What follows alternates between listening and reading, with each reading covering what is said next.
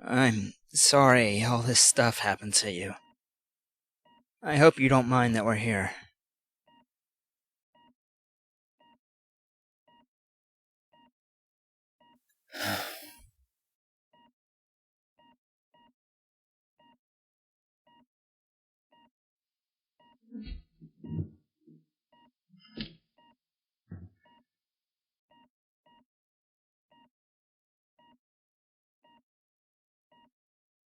He looked so weak, so pitiful.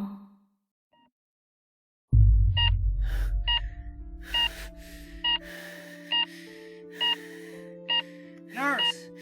Nurse!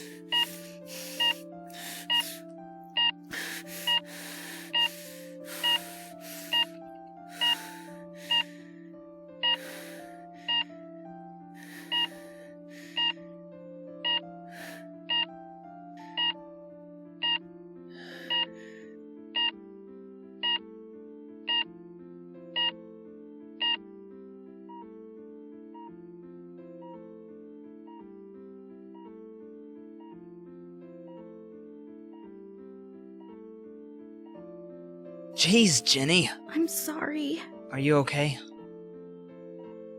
Not necessary. What? Coming here. You mean us? You don't want us to come anymore?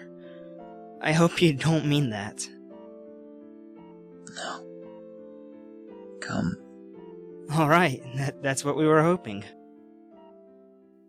We continued to visit Smitty, but things weren't coming along fast enough for Calder. I think what he'd expected was some kind of sudden awakening on Smitty's part. He was expecting answers and conversation and friendship, which Smitty never gave him. So one day, at the end of that first week, we'd just come in and Calder hadn't had a chance to take over yet. I decided it was time for me to intervene, praying I wouldn't screw things up this time.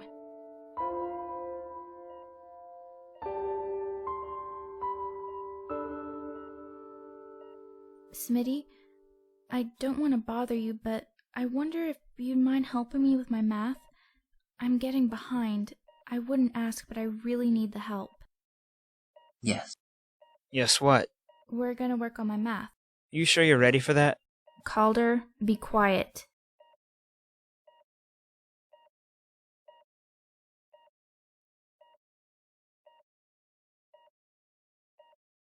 Talk.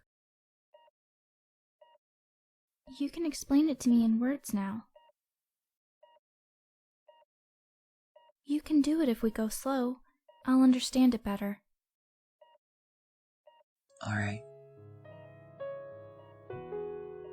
That was sort of the turning point. It took a while for him to get through that first problem. It was a whole new way of thinking for him. Like he had to translate from one language to another before he could speak. It made him hesitate in certain places, but he did very well, and the second problem was easier. A few days had passed, and the doctor said Smitty was beginning to handle himself better. So they cut back on his medication. Bad news was, the doctor said we had to try to get Smitty to talk about himself. He could talk about his parents, his brother, or school, or about me. She said his feelings are too deeply tied with himself. She never should have said anything. Please understand, Calder is a wonderful person, faithful, true, and all that kind of stuff. But as I've said before, he's very stubborn about getting what he wants, and he started in on Smitty the second we walked in the door.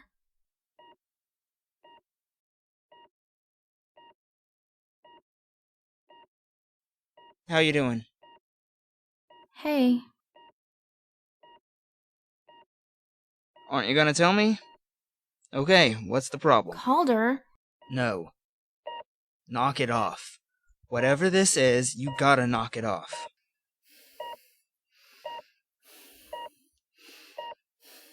What do you want? You want to live the rest of your life all by yourself? If there's something wrong, don't you think that's what we're here for? I came here to listen to you. That's what friends are for. You don't shut them out when things get hard. You shut down like this, it's like you're telling us you don't want us here. That what you want to say? 'Cause if you want us out, we'll go. Go. Don't. Then you talk. Calder, back off. Not working. You've just got to try. You try and you'll be fine. Fine. Calder doesn't mean to be so harsh. He just wants you to get well, that's all. To be normal. Yes. Whatever that means. Paul. What does he do to you? Nothing. He's always been good to me. He loves me.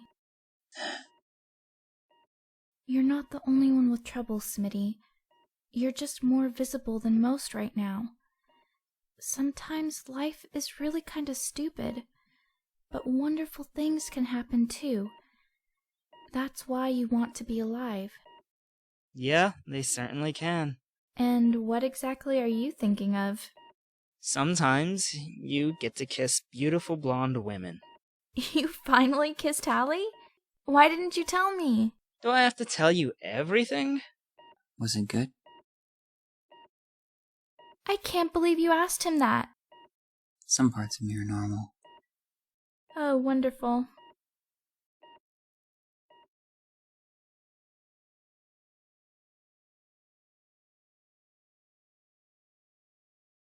Jenny's nearly hysterical. Zabriskie finally called and asked her out. Please. It makes you happy. Well, it sure makes me feel nice. All right, let's get down to business. So, how have you been today? Just give me an answer and we can get past this. You don't have to give him a serious answer. Most people just say fine. Fine. That doesn't tell me anything. Besides, you don't look fine. I don't understand why you ask me this. I want to know. Calder. You ask too much. What's the problem? Just tell me how you are. I think he's trying to if you just shut up and pay attention. You want to know what I feel. They want to know what I feel. Everybody has a right. You ask me these questions. It cost me, Calder. It's a simple question. All night, the doctor and her simple questions. After that, my mother pushing, crying, wanting something. I don't even know what. And then you, and after you, my father in that chair, never speaking, always waiting. He wants something, and the doctor again. And every afternoon, you. These questions, they cost me more than you know. Sorry. Normal people expect privacy. I'm sorry. We should go. Stay. Okay. Ginny. Alone. Oh. Sure. I'll wait out in the lobby.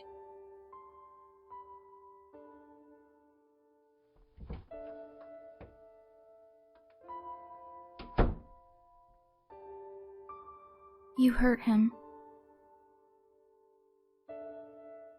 He really doesn't mean you any harm.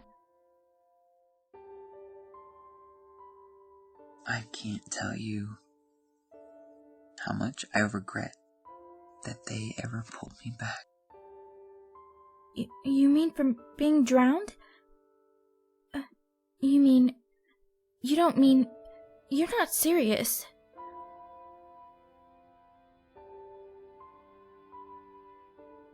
Smitty. Michael. What? My name is Michael. Smitty is theirs. Not many people seem to know it. You could have let somebody know. When I sign my name, I always use Michael. Do you want me to tell them, Calder? No. Michael? You didn't mean that about wishing you were dead. You know you should never say stuff like that. And if the thought is there?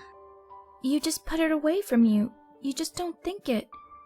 How could you not want to be here right now? What hell could be better than this? What's happened has happened. It's horrible. A nightmare. But it's over now.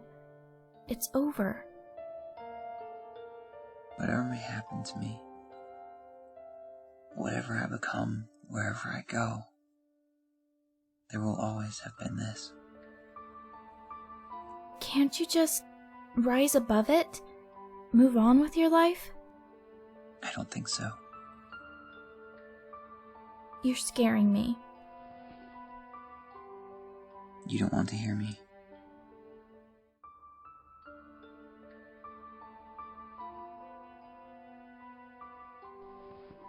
I'm sorry. It's not what I meant. I have a tendency to speak before I think. I have to tell you, it's very difficult for me to have you here every day. I'm helpless, damaged, weak. I'm embarrassed that you have to see me this way.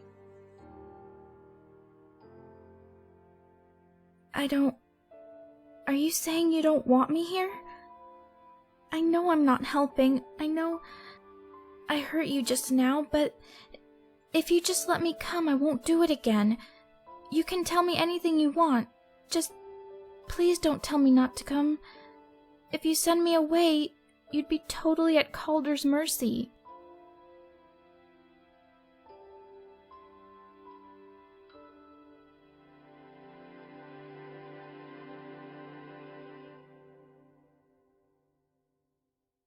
Hey, we gotta go. See you tomorrow? Yeah, tomorrow.